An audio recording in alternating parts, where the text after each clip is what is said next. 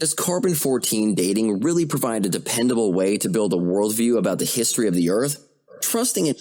Well, no, not radiocarbon dating itself, but, radiometric dating does kind of give you a good indication of how old the Earth is and everything like that.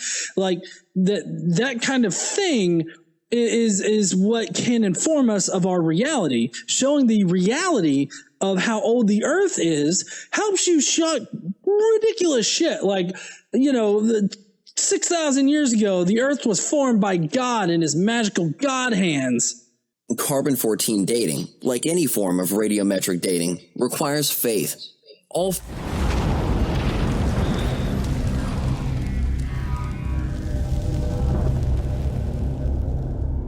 What is up, heathens? How are you guys doing today? I'm doing all right. So today we are looking at whether or not we can trust carbon-14 dating. There's been a new video put out by Genesis Apologetics. If you guys don't know who they are, they're an organization that is producing video content to refute evolution and basically a lot of science. Can carbon-14 dating reliably show that certain fossils or artifacts date tens of thousands of years ago, far outside of biblical history that points to a miraculous creation just thousands of years ago? Yes. Yes, I can. Biblical history is not a thing. That was something invented by Ken Ham. But it only, like this whole historical science and all that kind of stuff, it only exists within the confines of the Bible. Outside the Bible, it doesn't exist at all. Well, let's start out by saying that the actual process of carbon-14 dating includes sound science and uses high-tech lab equipment that costs millions. So the method itself is not the issue. It's the assumptions that are made when the raw isotope ratio gets converted to calendar years that carbon dating becomes unreliable and inaccurate. Oh, I think I understand now, honey. So it's perfect, like the entire process is perfectly fine up until it conflicts with your worldview. Then there must be something wrong with it. I mean, this seems like a clear-cut case of special pleading here, because there's special pleading that it's wrong when you try to translate the decay rate of radiocarbons into actual time, which, if you think about it, decay rate implies a certain amount of time here. Especially when dating really old items. Just what are the assumptions that are being made when interpreting carbon-14 test results? Actually, there's quite a few. Let's look quickly at just 8 of them. Forest fires, which pump a huge amount of carbon into the atmosphere. Atomic activity and releases, which even double the amount of carbon-14 in the atmosphere. Volcanic eruptions that blow carbon even hundreds of miles around the eruption. Industrialization, where factories produce carbon. Solar flares, carbon reservoirs, changes in atmospheric pressures, and variances in the Earth's magnetic field. Okay, it felt like he was calling seals carbon reservoirs. Like, I don't know how a seal is a carbon reservoir. I don't know if they just eat like a whole bunch of raw carbon or something. Anyways, so in this Gish Gallop right here, he's got a lot of things wrong. For one thing, these particular things have actually been accounted for when you do radiocarbon dating. See, there's a certain level of performance, which we'll get into later. There's a certain level of performance that you have to attain when doing these radiocarbon datings. For one thing, you got to remove like background radiation and background noise as far as determining, like in mass spectrometry, determining how many atoms of C14 are in it. So you have to account for these things. You have to account for like how much carbon is known to be in the atmosphere at a certain period of time. And, scientists already account for this. More importantly, he's trying to insinuate that, like, the radiocarbon decay rate changes over time, and that these things would affect, like, how long it takes to decay. These particular things really only, change how much carbon's in the atmosphere and how much carbon is there for them to absorb. So it doesn't change the decay rate, it just changed the amount that might be absorbed by it.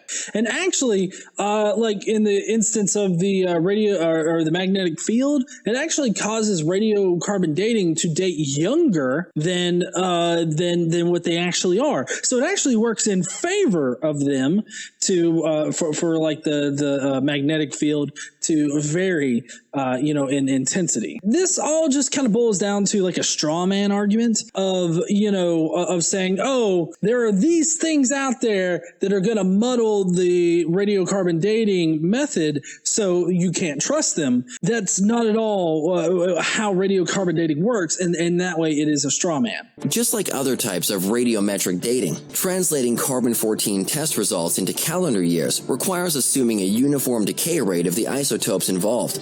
You see, he went directly for it. He went directly for questioning the uniformity of the decay rate. Now, the reason why we know them to decay in a uniform manner is just because of how, radioactive isotopes work. And that's what C14 is. It's an isotope that is radioactive. It emits beta particles that when it changes from a C14 atom to a nitrogen atom. So to imply here that the decay rates, like they change over time, is kind of another straw man. The decay rate doesn't change, but the amounts of radiocarbon that are in like plants and other things that you can radiocarbon date, that the amounts change, and that can factor into the date that you get. He doesn't really care about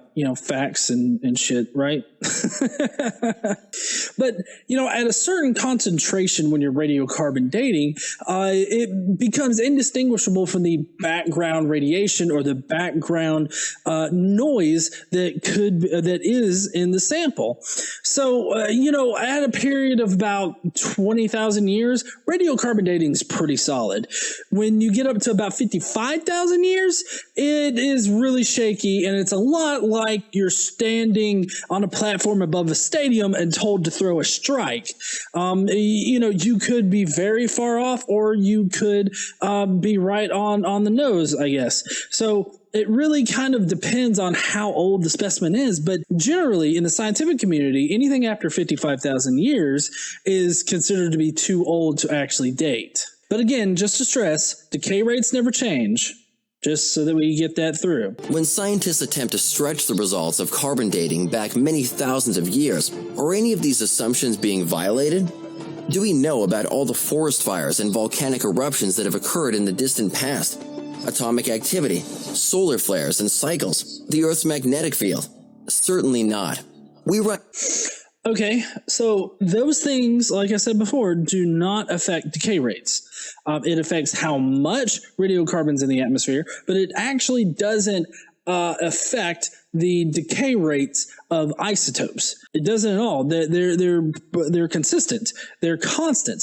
We have never observed them to change at all. But he wants to try to point this or paint this as like an assumption that we make that we can't verify. We can verify it because it's never been known to happen. Out of clearly documented historical events that validate these assumptions after just a couple thousand years. And scientists already try to account for the violations of these assumptions that we happen to know about. So, if we know that these assumptions have been violated in our known past of just a couple thousand years and have to account for them, how in the world can we say that there are no violations to these assumptions over the previous tens of thousands of years that aren't confirmed in written history? Because those particular things do not change decay rates. It only changes the amount of carbon, radiocarbons that are in our atmosphere. So I don't get the point in even bringing this up unless you're trying at a red herring fallacy, being that you're trying to obfuscate the actual information with disinformation or questioning when you don't really have good reason to question. Fortunately, there is a way to put carbon-14 dating to the validation test, where we can see how accurately it can date items of known ages. Yes, and we have already accounted for that. Radiocarbon dating has been put through the ringer in the scientific community. If you can actually prove that it doesn't provide accurate information, then please show your work. You can get it published, and then I'm sure you'll win a Nobel Prize for proving a verified scientific method wrong. That would be something that you would win a Nobel for. This is exactly what the British Science and Engineering Research Council did when they conducted an international blind study on carbon-14 dating by sending out artifacts of known ages to 38 of the world's leading carbon-14 testing laboratories. The results? Only 7 of the 38 laboratories produced dates that were even close to the known dates of the artifacts. That's only 18% of the laboratories in this international study. The rest, 82% of the laboratories, produced dates that were across the board, being off by even thousands of years. Okay, so this is a little bit more complicated than before, because they are indeed lying and using a straw man in order to do it. Because if you actually go dang fallacy fucker. All right, so I have tried to look up this SEC paper that he's talking about here. I've tried to verify it and see what it actually says, but you can't find it anywhere. What I did was I searched for Professor Murdoch Baxter of NEL said the results were gloomy. I searched that on Google, didn't find a thing except for one PDF file that you actually can't access that is actually related to an AIDS study. I don't know what they're playing at here, but if you just read the text here, which I'm sure they're assuming that nobody's going to actually do, but if you read the text, it says, he said that only 7 out of 38 laboratories had met the 3 desired performance criteria: negligible bias, high internal precision, and negligible external variation.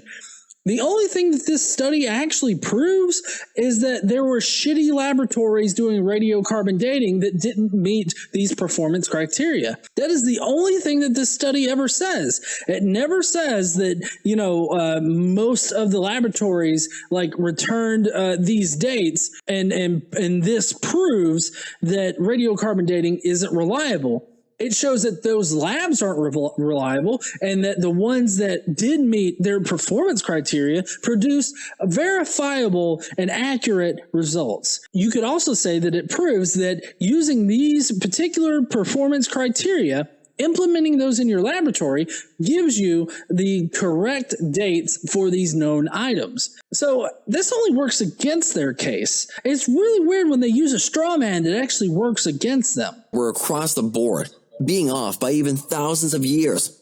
Given the short half-life of carbon-14, only 5,730 years, organic materials that are supposedly older than 100,000 years, which is about 18 half-lives, should contain absolutely no detectable carbon-14. Okay, that particular portion is true. After such amount of time, the carbon-14 and the beta particles that it produces and just the amount of carbon-14 in the material in general is going to be indistinguishable from the background noise. That would be the background noise of the beta particles being emitted. It would also be the background noise of the elements even within that particular sample. So after, like I said before, at about 20,000 years, you can bet that radiocarbon dating is going to give you a very accurate number. At 55,000 years, it becomes a lot less reliable, but that's why we have approximations. Like you'll often see 35,000 years plus or minus 500 years, something like that. You'll see those kind of dates because it's like in the ballpark, like it's around this amount of time. And so, but once you get past 55,000 years, radiocarbon dating is completely unreliable. You can't use it to date items that are older than 55,000 years and get accurate dates.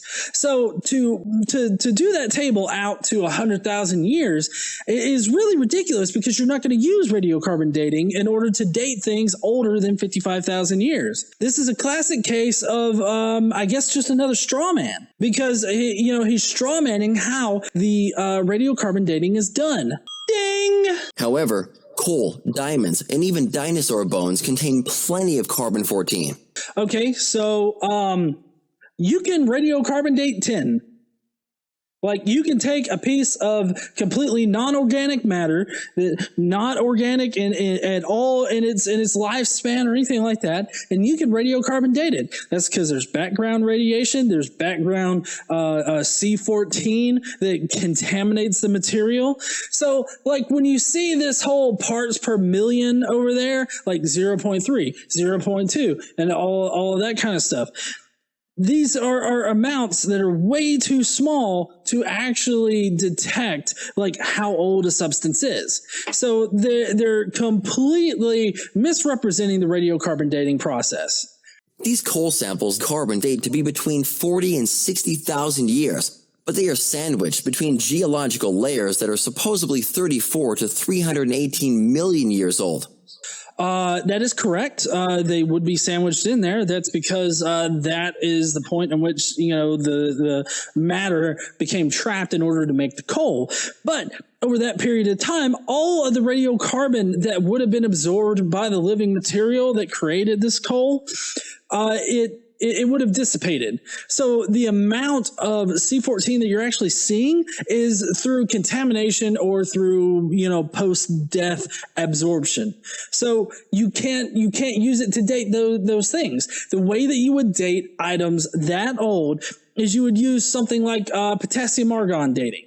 That's used regularly. That is also one of the things you have to account for when you're radiocarbon dating, because the potassium argon dating actually has beta particles that exist in that background. So, it's very important that you calibrate when you do these kind of things. That's why there's whole labs dedicated to it. That's why we need to verify the integrity of these labs, like that one SEC report was doing. So, which age are we supposed to believe? Maybe they are all wrong. Maybe they're all wrong, and we got a book that says otherwise. So drop mic, get fucked, believe in God, bitches! In fact, these coal carbon-14 results show that the plants that eventually became coal were uprooted at about the same time, demonstrating that the tectonic upheaval occurred during Noah's flood when the fountains of the Great Deep ruptured according to Genesis 7:11. Don't you just love how he just jumps to that? Like, he jumps to the God explanation. Like, this can only be explained by God doing his magical God thing to the earth. Is also found in diamonds, which supposedly take millions and millions of years to form. Diamond is the hardest naturally occurring substance known, so it should be very resistant to contamination. Yet they are... Okay, so the whole diamond aspect of it, I really looked into this, and what I can tell is that the amount of carbon-14 in these samples are actually too small in order for you to actually to accurately date it. These radiocarbons can be formed and get mixed in with the material that creates these diamonds. I believe it's primarily coal that gets hyperpressurized or whatnot. So, you can still have, carbon-14 radiocarbons in diamonds, but that doesn't mean that they were like once living or that you can even use carbon dating to date them. The amount of carbon-14 in these samples is too low to actually date. Repeatedly found with measurable levels of carbon-14 in them. Carbon-14 is even repeatedly found in dinosaur bones, indicating that these animals were created on the sixth day of creation, just thousands of years ago. I love how he just jumps into the whole creationist position. Like, he jumps into it but without any kind of explanation, without any kind of evidence. He's just like, yep, that means creation via the Bible is completely and accurately correct. Like, you have to be able to distinguish your creation from Muslims or Islam or any other creation story out there. You've got to discern it. Like, just saying, oh, this automatically points to my personal creation story, it doesn't make it true. 1984 and 1998 alone, the scientific literature reported carbon-14 in 70 samples that came from fossils, coal, oil, natural gas, and marble, representing the fossil-bearing portion of the geologic record. Which would be millions of years old, which radiocarbon dating wouldn't be used in that. So you're obviously strawmanning the position of how to use radiocarbon dating. Ding! Another foul. Thank you for the fallacy bell. I appreciate the fallacy bell. You can't use radiocarbon dating to date fossils that are that old. So the fact that you're trying to use this shit right here is just fucking ridiculous. Supposedly spanning more than 500 million years, all containing radiocarbon that shouldn't be there if the Earth is really billions of years old. The Earth is billions of years old. We have different ways of dating things. Did you know that the actual way that we can date the Earth to know that it's like the 4 billion years old is that we take these meteorites that have hit Earth, and they're very specific meteorites that are made up in a very specific way, so that we know that they were the same things that were floating around at the beginning of the universe when the Earth was formed. And what we do is we take that and we actually date that with other dating methods that'll give us millions of years, that have half-lives in the millions of years. Like I believe potassium argon dating has like a 1.25 million year lifespan. Or maybe it's billion. I think it might be billion. I'm not exactly sure on that. Don't quote me. Does carbon-14 dating really provide a dependable way to build a worldview about the history of the Earth?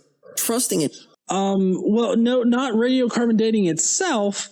But, radiometric dating does kind of give you a good indication of how old the Earth is and everything like that. Like that kind of thing is what can inform us of our reality. Showing the reality of how old the Earth is helps you shut ridiculous shit. Like, 6,000 years ago, the Earth was formed by God in his magical God hands. Carbon-14 dating, like any form of radiometric dating, requires faith. No. Okay, so here, it requires faith. That is blatantly false, at least in this context. Faith is like, your belief in something or whatnot, or trusting something to give you, accurate information. Like that's a very, very high level definition of faith. And he's using that to obfuscate the conversation right here. He is using an equivocation fallacy in order to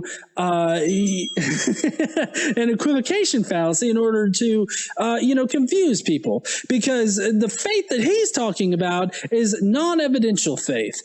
Whereas, like scientists and whatnot, if you wanted to call it that, you could say it's evidence-based faith. So, he's really mucking the terms up here, and he's doing it in order to confuse people. Forms of radiometric dating depend on assumptions about the starting. Yeah, nothing at all that they believe. Like they auto assume that the Bible was definitely written by God's lightning dick. Levels of the parent and daughter elements, the decay rate, and the consistency of the environment where the item was located. Really? Like, you can't shove carbon-14 down the throat of a dead animal. Like, you can't just get a whole helping shovel full of radiocarbons and be like, come on and open up there, you fucker. Let me shovel more in you so I can pretend that this world is billions of years old. Like, that's not how shit works. And yes, there is the assumption of decay rates remaining constant, but that's because they've never been shown to vary. These assumptions can never be proven because we can't go back in time to validate them. Where's my flux capacitor, Marty? I need to go back in time and prove these dipshits wrong. You can't go back in time and prove that a murder happened because you were there to see it. Like, you look at the evidence that is left behind. It's a lot like throwing a rock into a lake. Now, if you come up on a lake and you see ripples emanating out from a central point in the lake, you can either A, think somebody threw a rock in there because that's what fucking happens when you throw a rock into a still water lake, or you can think that Jimmy did a backflip somersault dick first into the pond and just stuck the tip in and then floated his happy ass the way out. You could put that forth, as a hypothesis, but I can guarantee you don't have any kind of goddamn evidence to suggest it. Wouldn't you rather trust the only one who was here when the Earth was formed? No, because nobody was here when the Earth was formed. When the Earth was formed, I mean, it was a volcanic, lava covered mass that, and it wasn't until many thousands, tens of thousands of years later before like the heavier elements sunk into the core, creating, I believe it's a nickel. Is it a nickel core? Iron core. core. Sorry, iron. Getting my metals mixed up here. An iron core. And so the lighter elements floated to the top and created the crust and the mantle and all this other shit. So, I mean, no, it's not more plausible that a God being was at the beginning watching all of this happen at all. There's nothing to suggest that. The written account he gave us describing how he created it and when? Are you a Christian student being bombarded with evolution teaching in public school? Oh my God. I feel like this guy's trying to paint a picture of just scientists in the of scientists in science classrooms being like, listen up, motherfuckers. Okay, creation's not true. Leave your fucking God at the door. This is science class now. Get the fuck out of here if you think God exists. Like, that's not even it. There are plenty of Christians out there that are perfectly fine with evolution, with the creation of the world being a natural thing, being a natural process that it came into being. Yeah, there are plenty of Christians that believe this, that are fine with it, and it works with their own faith. If you're sitting in class and you're being bombarded either with students or from the teacher with all of these questions about fucking God and shit, maybe you should tell the principal. Like, seriously, nobody should be harassing another person in school about their religion. It really shouldn't be a thing. But now you come into school and you say, you're fucking wrong, teacher, because God said in a book. I'm fairly certain that teacher's going to look at you and be like, this is a science class.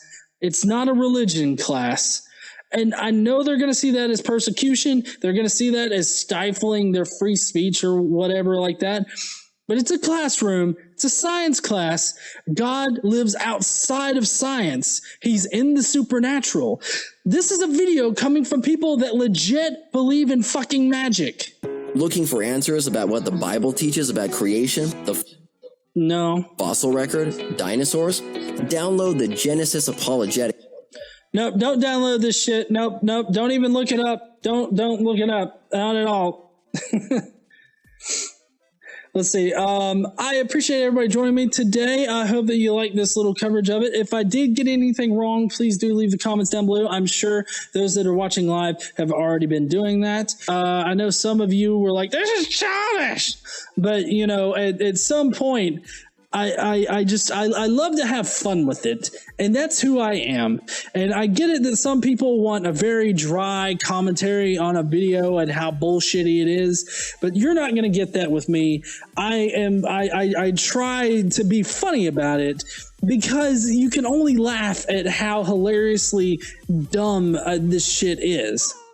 So anyways, guys, I hope that you appreciated this video. If you did, leave me a like or subscribe to the channel or wherever this is. I will see you heathens later, and don't forget to stand up, use your voice. Bye, heathens. Bye, y'all.